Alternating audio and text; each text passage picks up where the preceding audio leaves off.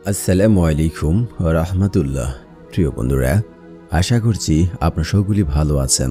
একদিনই বোন প্রশ্ন করেছেন, গর্ভবতী মা যদি অতিরিক্ত ডিপ্রেশন, কান্না এসবের মধ্যে দিয়ে যায় তবে সন্তানের কি কোনো ক্ষতি হতে পারে? জানালে খুবই উপকৃত হতাম। ধন্যবাদ দিনী বোন, আপনি খুবই সুন্দর একটি প্রশ্ন করেছেন আমাদের মাঝে। হ্যাঁ, গর্ভাবস্থায় মায়ের বিষণ্ণতা থাকা সন্তানের উপরে বিপুল প্রভাব ফেলবে।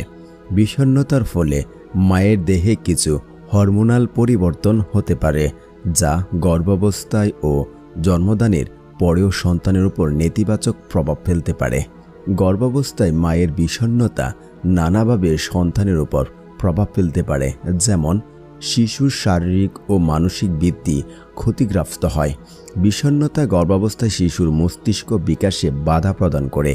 যুক্তরাষ্ট্রে ব্রিস্টল ইউনিভার্সিটি গবেষণায় বিষয়ে গবেষণা করে জানান, বিষাদগ্রস্ত মায়েদের শরীরে স্টোন হরমোন কোলেস্টেরলের পরিমাত্রা বেড়ে থাকে। এই হরমোন কোলেস্টেরল গর্ভফুল ও অমরা বা প্লাজেন্টা পার করতে সক্ষম হয়, যার ফলে গর্ভের ভ্রূণের মস্তিষ্ক বিকাশে বাধা সৃষ্টি হয়। মার বিষণ্ণতায় ভুগলে পরবর্তী সময়ে সন্তান লাভের পর ওই সন্তানের ঘুমের ব্যাঘাত ঘটতে পারে এবং এক পর্যায়ে সেও বিষণ্ণতার শিকার হতে পারে। ৩.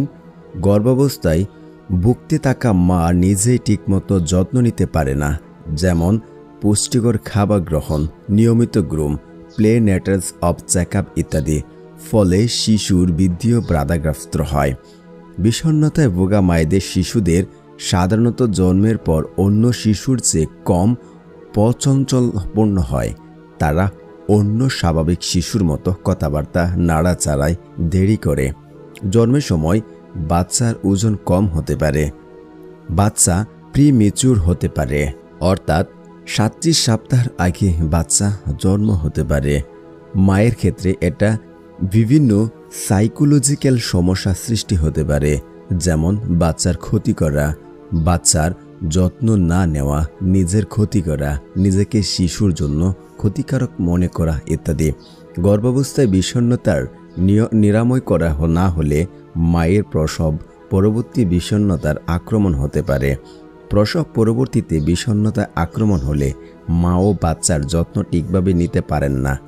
নিজের যত্ন নেওয়া, ঠিকভাবে পুষ্টি খাদ্য গ্রহণ করা সম্ভব হয় না, যার ফলে বাচ্চার উপর প্রভাব ফেলে। আশা করছি বোন, আপনি যে প্রশ্ন করেছেন তার উত্তর বুঝতে পেরেছেন। ধন্যবাদ এতক্ষণ ধরে আমাদের সাথে ভিডিওটি দেখার জন্য।